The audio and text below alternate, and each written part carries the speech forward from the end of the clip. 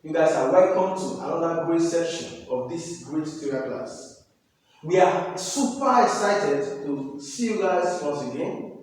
And please ensure you follow our classroom. Don't disturb yourself, don't distract yourself by any means. Ensure you watch this video from the beginning to the end so that you get the full details of everything we'll be dashing out in this section of our classes. And ensure you follow up our classes regularly so that at the end you have a good story to tell. I know that you are going to gain a lot from this class already, so please ensure you follow us and avoid distractions. Again, if you know you are not subscribed to this channel, please try and do so now, because the more you subscribe, the more we'll have the energy to do more videos. Thank you very much as you do that. So today, we are going to be discussing a very important aspect of physics, which is an aspect of electricity that we call static electricity or electrostatics. Now, electrostatics, what do we mean by electrostatics? Then we are still going to look at electric current or current electricity after this aspect of this physics we are looking at now, current electricity physics, which is the electrostatic aspect. That's what we are looking at now. Now, what is electrostatics? Electrostatic is the study of charges at rest. When charges are not moving, when we are studying them and they are at rest, we call that phenomenon electrostatics. And one of the major things in electrostatic is these charges we are talking about. And what is a charge? Or what is the meaning of a charged body? When we say a body is electrically charged. Now listen to this. Electrically charged bodies are bodies that can exert electric forces on the surrounding objects. Electrically charged bodies are bodies that can exert electric forces on the surrounding objects. And these bodies or these charges we are talking about have different properties. They have different what? Properties. Now, property one, properties of charges. Take it down. Properties of charges. Now, property one. The first one is that they exist in two forms. What I say? Charges exist in two forms. Now, if I say a body is electrically charged, that electric charge exists in two forms. Or the electrically charged bodies can be presented in two forms, which can either be, this charge we're talking about can either be a positive charge or negative charge. It can have what? A positive charge or what? Or negative charge. That is why I can define electric charges as the characteristics of a unit of matter which something like expresses the extent to which this body has what? More or fewer electrons than proton. Now, when a body has more of electron than proton, we say this body is negatively charged. If you have something like fewer electrons than proton, that's why this body is positively charged. You can put the charged body that way. But electrically charged bodies are bodies that exert electric forces on the surrounding. Now, these charges, property one is that they have what? They exist in two forms. They can either be what? Positive or what? Negative. Now, look at me what proves it positive. If a charge has this sign, plus sign, we say that this charge is positively charged. If it has minus sign, we say this charge is negatively charged. That's what we say. So this is the positive charge, this is the sign of the negative charge. So this one is positive, that's positive, that's positive, then this one is negative. It's negative. So please take note of that. It is very, very, very important. It's very, very, very important. Now, property two. Two like charges will repel each other, while unlike charges will attract each other. Like charges will repel each other, while unlike charges will attract each other. Now, what do I mean? I'm trying to tell you that if two charges are like, what do you mean of like? If they are the same in form, or if their signs are the same, if they are negative, or positive, they are called like charges. For example, now, this and this are called like charges. We call them like charges. Then these two, which is this positive and negative, this one is called unlike charges. That's what we call this one. This one is called like charges. Why this one is like charges? Then these and these are still like charges. If the signs in the charge or if the nature of the charge is the same thing, if this one is positive, the other one is positive, they are called like charges. But if one is negative, the other one is positive, or one is positive, the other one is negative, they are called unlike what? Unlike charges. Now, two like charges, this and this will repair, this and this will repair, this and this will attract, this and this will attract. What do you mean by repair? We tend to push each other away. What do you mean by attract? We tend to come close to each other. Now, this and this will tend, if I look at these two charges, if I look at the force between them to be something like a repulsive force. Before the repulsion will go this way, both of them will be running away from each other. What about this and this? They will be coming closer to each other because two like charges will repel, while unlike charges will attract. Like charges what? Will repel, while unlike charges what? Will attract. Property 3. Charges are conserved. Charges are conserved. Charges are conserved. Now, what's the meaning of charges are conserved? This means that the algebraic sum of all charges in an isolated system or in the universe, it can be is constant. Is what? Is constant. The algebraic sum of all the charges in an isolated system or in the universe is constant. This is telling us that charges can be conserved. There's what? Can be conserved. There's another one. Property 4. Charges can also be quantized. Charges can be quantized. Take a look at that. Charges can be conserved. Charges can be quantized. Now, what do you know that? What do I mean by charges can be quantized?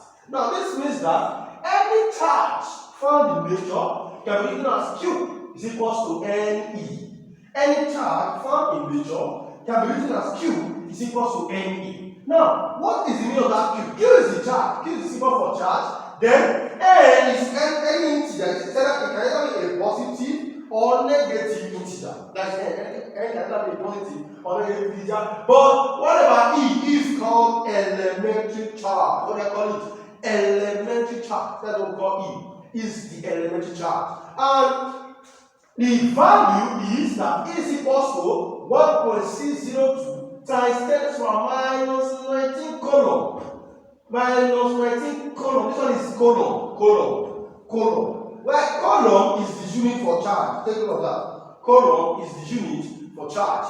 So the charge of the something like this E is 1.602 times 10 to the power minus 19 coulomb. That is the elementary charge. It's not electron. So people think that it's electron. It's not electron. Now we have some atomic particles. What we call neutron. What we call proton. What we call electron. Now, what is the charge of electron? The charge of electron is minus E. The charge of electron is minus E. While the charge of proton is plus E. Now, what is the meaning of this E? This E is not electron. That E is called elementary charge. That's what we call it. And the value is 1.602 times 10 to the power minus 19 coulomb. I can say the value of electron, the charge of an electron is minus 1.602 times 10 to the power minus 19 coulomb. I can also say that the charge of a proton is plus 1.602 times 10 to the power minus 19 coulomb. Those are the charge. What about neutron? What kind of neutron? Neutron is neutral. Neutral. Now, what do we know of neutral? Now, we are going to move to another dimension now. What we call neutral bodies. Neutron want to move on to another dimension. Neutron want to move on to another dimension. Now, let's go to that place. Neutral. Now, when is a body neutral? We said a charged body is a body that can give electric forces to the surrounding. Now, when do we say a body is neutral? Now, when is a body neutral? A body is neutral if it has no charge. Take a look at that. A body is neutral if it has zero charge, or a body can be said to be a neutral body if it has equal amount of positive and negative charge. Let's say a body has plus 2 coulomb and also have minus 2 coulomb. It has plus 2 coulomb and minus 2 coulomb. Now, if you look at the total charge, what is the charge inside this body? Plus 2 and of course has 0. Plus 2 and 2 give us 0. So the body has no charge. It has 0 charge. So a body that has 0 charge or a body that has no charge is called a neutral body, or a body that has equal amount of positive and negative charge is a neutral body. Then if you have more positive than negative, we say a positively charged body. If you have more negative than positive, we say a negatively charged body. Now, these bodies that are neutral, can we charge them up since they have charges inside? but the two charges are the same thing in magnitude, but this differently signed. Now, can we charge them so that they will not be charged? Yes, we can charge them. There are ways of charging a neutral body. Take note of this: ways of charging a neutral body. Another important subheading: ways of charging a neutral body. Now, what is a neutral body? We said the neutral body is a body that has no charge, or a body that has equal amount of positive and negative charge. Take note of that. Now, how do we charge this neutral body? Now, there is something we call charging by friction, and there's something we call charging by induction. That's what we're going to be looking at in these two things. Now, any charging of a body you are going to come across in life is either going to be either by friction or by induction. The one they call something like by conduction, the body is still going to be in contact with each other. The one is also called contact friction. Have you heard about that before? Contact friction. But it's still something like there is still friction between them. Even though the thing is now charged by conducting. Not, you are not something like rubbing them. Now, mainly charging a body by friction is the act of rubbing about two bodies, two dissimilar neutral bodies. Take note of that. Is the act of rubbing vigorously two dissimilar neutral bodies. It thought that at the end of the day, both of them will be left with unbalanced charge. Now, charging a body by friction is the process in which two bodies are rubbed together vigorously.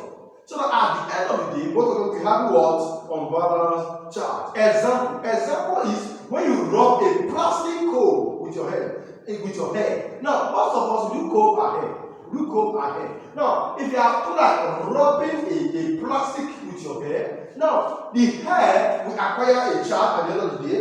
Then the plastic comb will acquire a charge at the end of the day. Now they can ask you, if a comb is rubbed with hair, therefore at the end of the day, the comb will be dash charged. Now, if a comb is rubbed with hair, at the end of the day, the comb will be negatively charged and the hair will be positively charged. Why? Because excess electron will leave the hair and enter the comb. Now, if the hair now loses electron, then we will not have more proton than electron, it will be positively charged. Then the comb will not have more electron than proton, it will be negatively charged. Remember, electron is negative, proton is positive. So, when you rub a plastic comb with your hair, at the end of the day, your plastic comb will be negatively charged, while the hair will be left positively charged. Another one can be when you rub rubbing a glass one with silk, and so on. So please, assignment one. Go and get 4 cases or 4 examples of charging a body by friction. When you rub two bodies together, two dissimilar bodies. Because there are some bodies that love positive charge, there are some that love negative charge. You carry the one that love positive, carry the one that love negative, you rub the two, they will take the one they love from each other. Then at the end of the day, we will have more positive and negative, we also have more negative and positive in the other one. So that one will be positively charged, the other one will be negatively charged. So please look at 4 examples of charging a body by friction. 4 examples of charging a body by friction. And also go and look at for me, what is the meaning of triple electric charging? There is something called triple electric charging. I've been mentioning these things. Go and check the meaning of that. Because I'm trying to give you guys assignment. I know you will have work to do. Now, also charging a body by induction. Now, how do you charge a body by induction? How do we charge a body by induction? Now, charging a body by induction means when you something like take a neutral body close to a charged body, or when you take a charged body close to a neutral body, and at the end of the day, you will not both of them will not touch each other. Let's say you have this body, you have this one. One of them will be X. Then one of them must be charged. Then if you take it closer to this neutral one, at the end of the day, this neutral body will acquire the opposite charge of this charged body. So this process is not charging by friction because they are not touching each other. They are called charging the body by induction. By induction. There was what we call the types of materials we have in physics. In electric physics, we have material that we use. In electronics, we have material that we use. In quantization, we have material that we use. So types, all these materials, we group them into different types electrically. Now, number one, what we call conductors. We have what we call conductors. Now, what is the meaning of conductors? What do we mean by conductors? We have what we call insulators. We have what we call semiconductors. We have what we call superconductors. Now, what is a conductor? A conductor is a material that can conduct electricity. A conductor is a material. Guys, we are talking about electric conductors, so not just any conductor. We have big conductors. We are not talking about it. We are looking at electricity. Now, take note of that. In electricity, a conductor is a material that can conduct electricity, that has free charge carriers. Electric charges can pass through freely. We call them electric conductors. They can conduct electricity. Examples are we have iron, copper wires, aluminium, etc. Most of the metals we have can conduct electricity very well. Even your water can conduct electricity. Most of the stuff like every like wood that has water inside, living woods, they can conduct electricity. So conductors are materials. Although we have poor conductors, we have poor heat conductors, yes. But materials that conduct electricity are called conductors. We have insulators. Insulators are materials that cannot conduct electricity. Any material that don't conduct electricity or that cannot conduct or that don't have free charge carriers. Materials that don't have free charge carriers are called insulators. Take note of that. Materials that don't have free charge carriers or that can conduct electricity at the lower state is called we call it insulators. Now, some people do say insulators can conduct electricity. Look at it. If you convert and if you alter the body condition of an insulator, there is something that makes it to become an insulator. If you alter it, if you alter those things, and the thing will not be able to conduct electricity automatically, you have moved the material from an insulator to conduct. When we say insulator, it means it cannot conduct that thing. It cannot conduct it.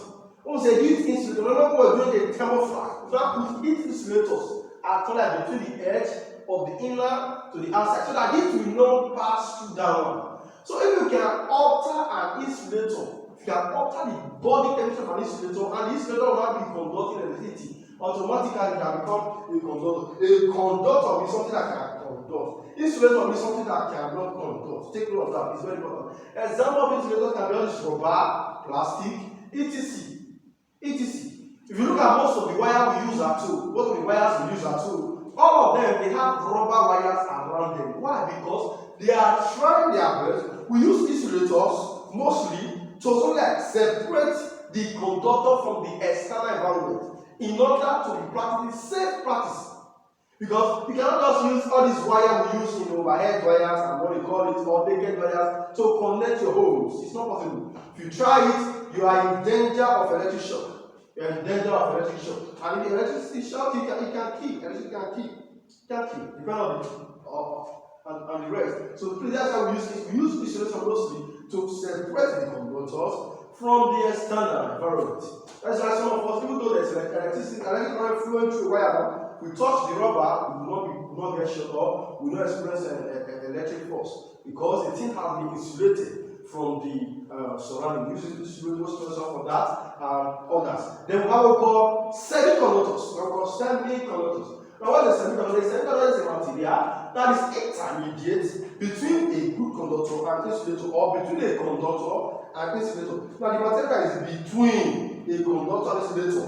It is not fully a conductor, it is not fully an insulator, we call them semiconductor. They are semi-metals that are not fully metals, they are not fully non-metals, they are just between them. Example can be germanium, gallium, even silicon can be said to be semiconductors, and so on. We call them semiconductors. Mostly we use them in electronic physics, in electronics, studies on electronics, we use them there. So please take note of that, they are very, very important. And a semiconductor has a negative resistance of the conductor. Also take note of that. A semiconductor has a negative resistance of the conductor.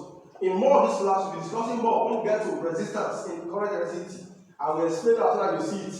I will explain that when something like the movement of the resistance of the semiconductor with temperature. Remember, a platinum wire can be used as a platinum resistant thermometer because if the temperature is decreasing, the resistance will also increase for a platinum wire. That is something like that is a semiconductor, that is a conductor.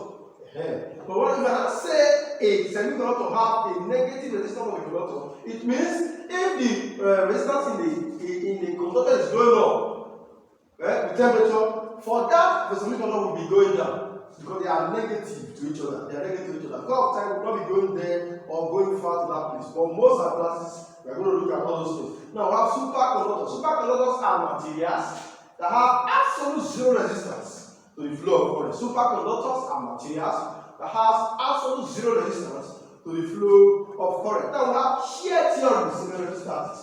Shear theories for electrostatics is spherical shear of charged bodies behave as though the charged bodies are considered at the center. So please look at all those shear theories that I just quoted. And please, what's what we call Coulomb's law? What we call Coulomb's law. Coulomb's law. Now, look at something. We said like charges we repel, or like charges we attract. Now, when we are solving electrostatic force, especially when we are using what we call superposition principle, those two statements stand well. Those two statements are going to help us well. So put those two statements in your head. That two like charges will repel, two unlike charges will attract. Put them in your head. They are going to help us very well. Now look at it. Let's look at this Coulomb's law. Now Coulomb's law. Coulomb's law states that the force of attraction or repulsion, between two charged bodies is directly proportional to the product of the magnitude of the charges and inversely proportional to the square of their distance apart. Coulomb's law states that the force of attraction or repulsion between two, take note of that. It's not 2, 2. Please, you can call this one Q1, you call this one Q2, call this one Q2. And we don't know their charge. They can be positively charged, they can be negatively charged. That does not concern us. What concerns us is that they want you to look at the line of action, of the forces, their distance from here to here. Measure from this center to this center. Then let's go this out. So that is the force of attraction or repulsion between two. Take note of that two. Between two charged bodies, not any half body. Between two charged bodies is directly proportional to the product of the charges and inversely proportional to the square of their distance apart. Coulomb's law states that the force of attraction or repulsion between two charged bodies is directly proportional to the product of their magnitudes and inversely proportional to the square of their distance apart. Take note of that. Now, mathematically,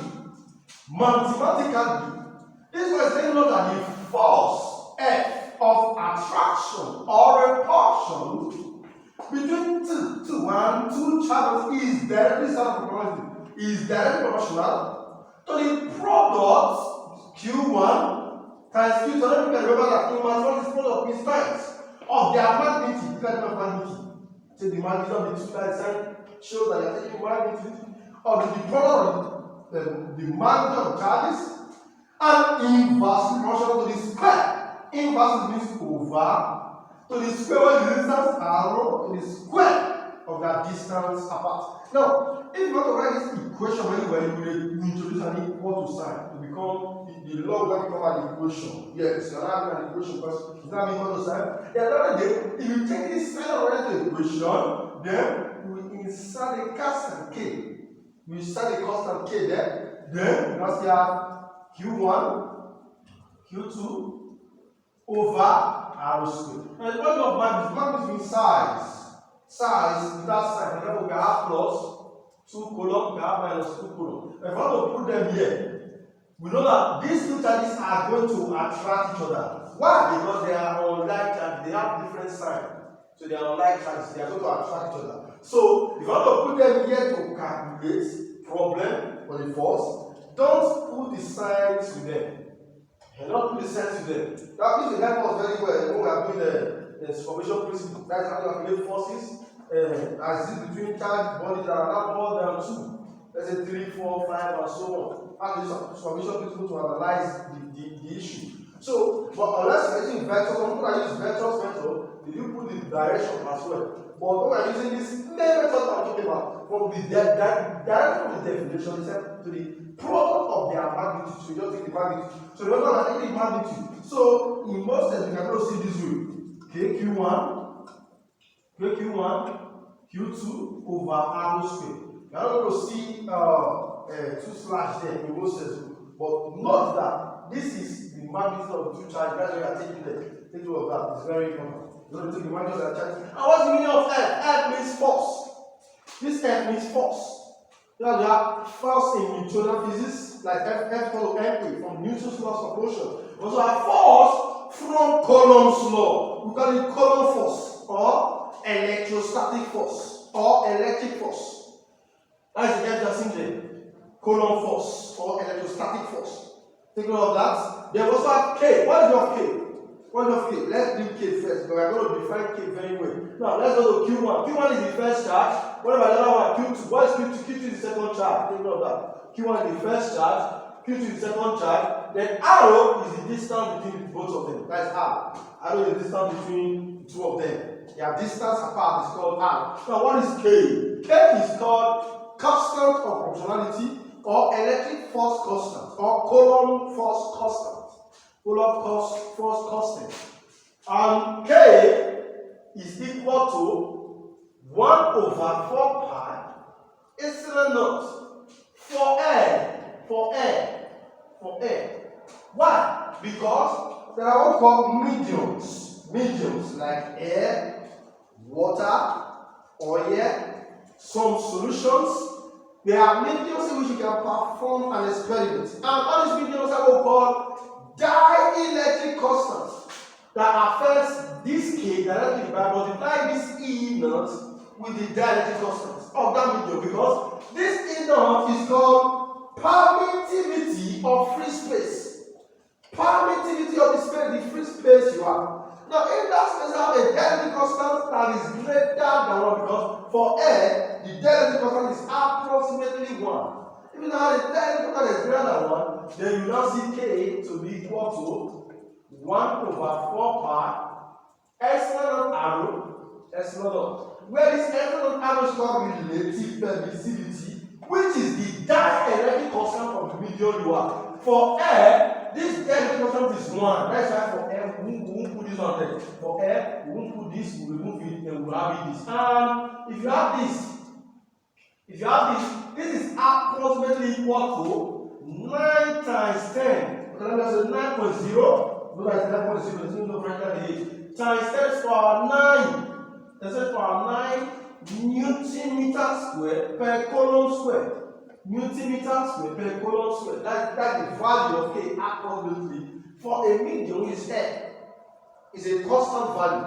Then what is the meaning of epsilon naught? What is the value for epsilon? Epsilon is 8.85, approximately 8.85 times 10 raised to the power minus 12. 10 raised to the power minus 12 Coulomb square per Newton meter square. Coulomb square per Newton meter square. Please take note of that. It's very, very, very, very important. Now, how do we solve problems in this using this Coulomb's law? Now, let me give you a question. Let me give you a question. I'll give you a problem in physics. Obtain the electrostatic force. You write. Obtain the electrostatic force. We're going to start from here. Then we are going to round up this question now. In our next class, we are going to be looking at mainly Coulomb's law and superposition principle. Coulomb's law and superposition principle. In that place, we will now be looking at if you have more than 2 charges, how do you resolve the forces that exist between them? That's what we'll be doing there. So please ensure you join us in that class. But let's finish up this on top of time. Now, let's call this question out. Obtain the electrostatic force. What is not electrostatic force? This F that's in here is called electrostatic force. Obtain the electrostatic force that exists between charges. To microcoulomb and 10 microcoulomb. Obtain the electrostatic force that exists between charges 2 microcoulomb and 10 microcoulomb separated by a distance distance of 2 centimeters. Separated by a distance of 2 centimeters in air. Separated by a distance of 2 centimeters in air. In what? In air. Calculate the electrostatic force that exists between charges 2 microcoulomb and 10 microcoulomb. Separated by a distance of 2 cm in air. How do you calculate that? Now, what is the value for our first charge? Okay? Now, if the charge don't have sign, it's a positive charge. Take note of that. And also see this way. Plus 2 microcoulomb and plus 10 microcoulomb. They are positive. They are positive. Then, if you are making the number take positive, if a number don't have sign, let's say 10. This 10 is plus 10. It's a positive number. Most numbers don't have signs with them. They are positive. Assume them to be positive. But numbers that have negative sign with them, they are negative. They are always negative. A negative number will always carry that negative number. So this number is a negative number. Take note of that. So we have the Q1 to be plus 2 microcoulomb. We set it as plus 2. Now in physics, what is of micro? Micro means this micro that's in there means 10 is a value, is a prefix given to a magnitude or a value that is 10 raised to the power minus 6. That's the other micro. Then coulomb. This coulomb is the unit for charge. So this coulomb is this coulomb. This micro is it 10 raised to the power minus 6. Then this 2 is this 2. Why are we converting? Because from this our constant, what we have is coulomb, not microcoulomb. Take note of that. So we must ensure we move everything to 610 international or the standard unit. Now what about K2? K2 is 10 microcoulomb. Now, what is the number 10 microcoulomb? Plus 10. And what is micro? Micro means 10 raised to the power minus 6. And what is the coulomb? Coulomb is the unit for charge. Put it there. Then what is the distance between them? The distance between them arrow is 2 cm. 2 cm. 2 centi. What is 30? 30 means 10 to the power minus 2. That is the prefix used for 10 to the power minus 2. You value 10 to the power minus 30. Before you can just say 2 10 to the power minus 2 meters. Or you just say, if you want to convert from centimeters to meters, you divide it by 100. And it will give you 0.02 or 2 times 10 to the power minus 2 meters. I don't know if you can get that. It's very, very simple. Look at what I'm trying to say. Look at what I'm trying to say. This 30 means 10 to the power minus 2 in physics.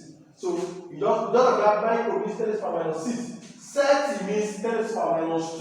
So you put 30, you put 10 to the power minus 2, then you have this directly. That's what I'm trying to say. Now, if you now move everything to this formula, what's the electrostatic force? Electrostatic force is F is equals to Q1, Q2 over R squared. Now this is what is K? K is the Coulomb force, because now this is 9 times 10 to the power 9 times what is Q1? 2. You don't put the values again. Why? Because you are now using their magnitude. You don't put the signs, not values. You don't put the sign, their signs again. You don't put the values hold, not the signs to them. That is the magnitude. So you throw away the sign and put only the value. 2 times 10 to the power minus 6 times 10 times 10 to the power minus 6. Someone will ask, what about those that don't have a sign at all before? Use them like that. If they have sign, if you want to use them before that, throw them away. Now the sign is going to tell us that these two, the electrostatic force is going to be a force of what? Repulsion, not attraction. Why? Because there are two like charges. That's what the signs are telling. That's what the sign used to tell us. It tells us the nature of the force is going to be. Take note of that. So divided by the distance is 2 times 10, this power minus 2 squared. So this will give us 9 times 2. What is that one? That will give us 18. Then we have 10 to the power 1 here. We have 10 to the power 9 times 10 to the power 1 times 10 to the power minus 6 times another 10 to the power minus 6. That is, you pick one of their base. Because for multiplication, if you have 2 numbers, 3 numbers, 4 numbers, a to the power n times a to the power n. That would be a to the power n plus n. Pick one of the bases and add power. Even though they are a to the power into how many bases? Pick one of the bases and add up their power. You still work. So we're going to pick one of the bases here. We have 10 here. We have 10 here. We have 10. We pick one of the bases because multiplication all true. Then we pick one of them and add up their power. We have 9 plus minus 6 plus this 1 plus minus 6 again. Then divided by 2 raised to the power 2 give us 4 times.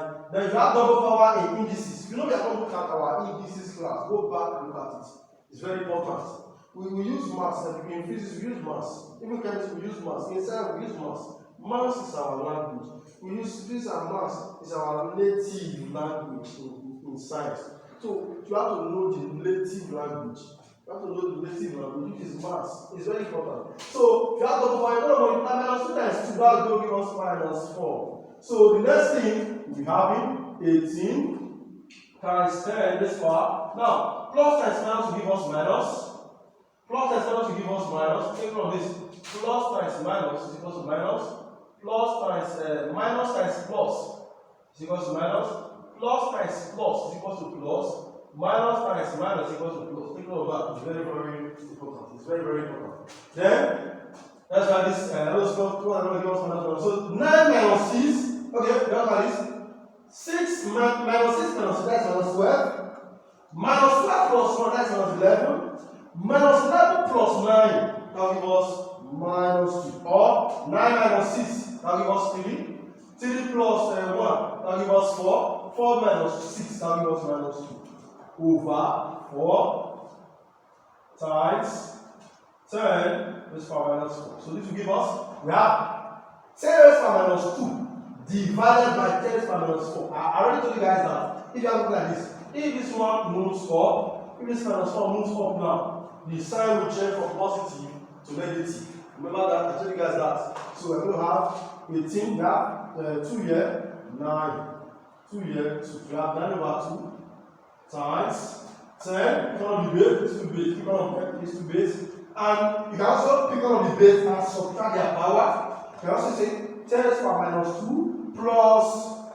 Okay, minus and plus is division. Division is minus. A raised to power m divided by a raised to power m gives us a raised to power m minus n. Can you remember that? So 10 raised to power minus 2 divided by 10 raised to power minus 2 plus 10 raised to power minus 2 minus 4.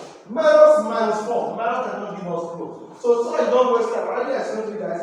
If this power, as far as the 2 base is the same, this power will now move up, the sign will change. That will change to from minus 4 to plus 4. Then we have 9 over 2 will give us 4.5. That will give us 4.5 times 10 to the power minus 2 plus 4 will give us 2 newtons. Or you have to write it this way: 4, you move this point forward 2 times. That's 4, 5, 0, that's 450 newtons. That's what I know about. So then you have 4.5 times 10 to the power 2 newtons or 450 newtons. That's what I know about. Now, in case of a fast, you are very fast in solving, you can use your calculator to run the problem directly from there. You see there 450 newtons. That's what you can have. So please ensure you don't play with this class. It's a very important class. As far as electrostatics is concerned. It's a very great history about charge, how to test for positive and negative charges, instruments used for testing positive and negative charges. Some instruments we have in electrostatics. Please try and look at them. Something like Goldleaf, electroscope, and the rest. Try and look at them. It's very, very important. Because God time, we'll be watching this class in this place. Remember in our next class, we're going to be looking at how to solve forces that exist between charges, something like bodies, charges that are on and something like this. You have questions like this. You have charge here, you have charge over here, you have charge over here. And this is the line of the action. Then this one is positive, negative. Let's say this one is 10 microcoulomb, 20 microcoulomb, or 30 microcoulomb. This one is negative 30, negative 20, negative plus 10. How we solve? How we calculate the force of this? How we calculate the force of this? How we calculate the force of this? That's what we're going to be looking at in our next one. And it's Coulomb's law and superposition principle. Superposition principle helps us because Coulomb's law. Look at this. Let me give you guys an introduction. Now, Coulomb's law is telling us the force that exists between 2 charge bodies. Now, this superposition principle we are talking about in electrostatics will now help us to apply this law when we have more than 2 charges. It will now show us what to do. Thank you guys. See you guys in our next class. God bless you.